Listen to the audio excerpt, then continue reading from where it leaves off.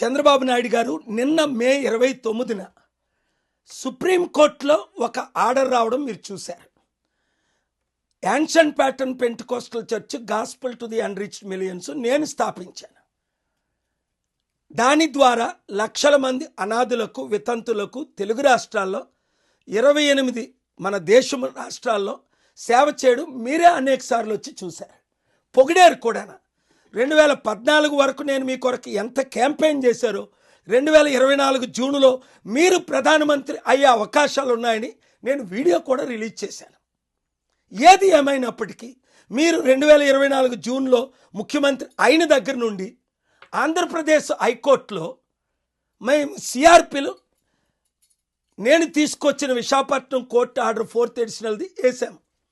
వాళ్ళకి ఎవరు మా అన్నయ్యని చంపిన భార్యా పిల్లలకి బోర్డు మెంబర్లని మరొక అవకాశం ఇవ్వని 19 సంవత్సరాల తర్వాత ఎలాగ అవకాశం ఇస్తారండి?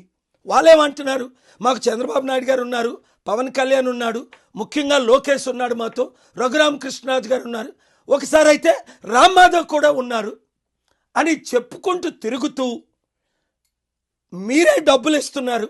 సొసైటీలన్నీ మనం చేసుకుందాం, పార్టీ పెట్టినందుకు ఆయనకు పనిష్మెంట్ ఇద్దాం, ప్రజాశాంతి పార్టీ పెట్టినందుకని మీ పేరు వాడుకుంటూ మీ సహాయంతో వారు అన్నీ తిరుగుతున్నారు. అయితే 7 జడ్జిలు ఈ 2 సంవత్సరాల్లో ఆంధ్రప్రదేశ్ హైకోర్టులో 4 మీ మ్యాటర్ మేము వినమన్నారు, 2 విని నాట్ బిఫోర్ మీ అని రాశారు, 7 ఆయనేమో ఇంకొక అవకాశం విశాఖపట్నంలో ఇమ్మని ఆర్డర్ వేశారు. ఇదేంటండి? మా అన్నయ్య వాళ్ళు పెళ్లి చేసుకునేటప్పటికి నేను చారిటీలు చేస్తున్నాను, వాళ్ళకి పిల్లలే పుట్టలేదు, వాళ్ళ మెంబర్సే కారు, నేనే ఫౌండర్, ప్రెసిడెంట్, ఓనర్, డోనర్ అని మీకు తెలుసు. మరి వాళ్ళకి ఎలా మీరు ఆర్డర్లు ఇస్తారు? అంటే మీకు డైరెక్ట్గా నా ప్రాపర్టీలు కావాలంటే చెప్పండి, రాష్ట్రానికి రాసి ఇచ్చేస్తా, వాళ్ళకెందుకు? మీరైనా మంచి చేయండి, మీ ద్వారా చారిటీలు నడుపుతాను నేను కావాలంటే. మా అన్నయ్యని చంపిన వారికి మాత్రం ఈ చారిటీలు మీరు ఇవ్వలేరు. కోర్టులు అసలు జడ్జిలకు బుర్రలేదా?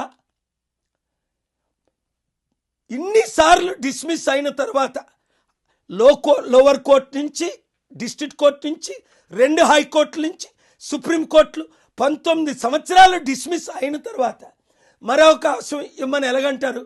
కనుక న్యాయం చేయండి, ఇమీడియట్గా దేవుడు మిమ్మల్ని దీవిస్తారు. లేదు అంటే చూసారా, నేను మోదీ గారికి 2010లో జనవరి 26ని ఎండోర్స్ చేశారని మా అన్నని చంపేశారు 30వ తారీఖున 3 రోజుల్లో.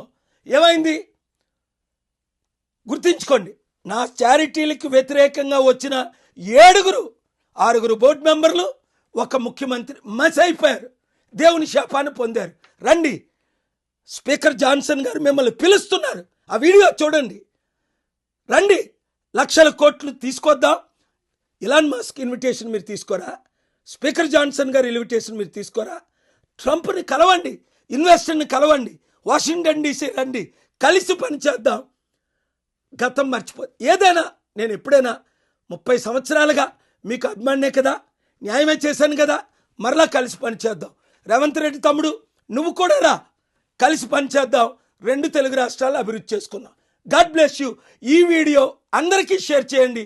న్యాయము జరగకపోతే 1, 2, 3 వారాల్లో నేను వాషింగ్టన్ డీసీ, న్యూయార్క్, ఇండియన్ ఎంబసీల ముందు, ఇప్పుడు మోదీ గారు, అమిత్ షా, సీజే లెటర్లు రాసిన తర్వాత, సిబిఐ డైరెక్టర్ లెటర్ రాసిన తర్వాత, ఎవరి జడ్జిలు ఎందుకు అన్యాయం చేశారు, ఏ రాజకీయ నాయకులు ఇన్వాల్వ్ అయ్యారు, మీ చిట్ట అంతా బయటకు లాగుతా, దేవుని శాపానికి మీరు గురవుతారు. దేవుని దీవెనలు కావాలా? రండి, ఈ వీడియో అందరికీ షేర్ చేయండి. Speaker Mike Johnson here. My friend Dr. K.A. Paul is doing rallies and summits all across America and bringing the good news to people who need to hear it. I've been watching his work since the early 90s, mid-90s when I got involved and saw him doing Promise Keepers and he does gospel rallies around the world everywhere. We're glad to have him and hope you'll be there. Hope to see you at one of these events. My dear friends, August, September, October, very important months in 2026. Washington DC, New York, West Coast, Bay Area, Dallas, Houston, we're doing global summits, economic summit, peace summit, mainly these incredible rallies. Please come. attend. Let us work together to promote peace and humanity and charity. Pray for Speaker Johnson. He's inviting you. You'll be there. I'm inviting you, especially the chief ministers. Come. Let us develop. Let India and US lead the world for peace and God's goodness. Thank you very much. God bless.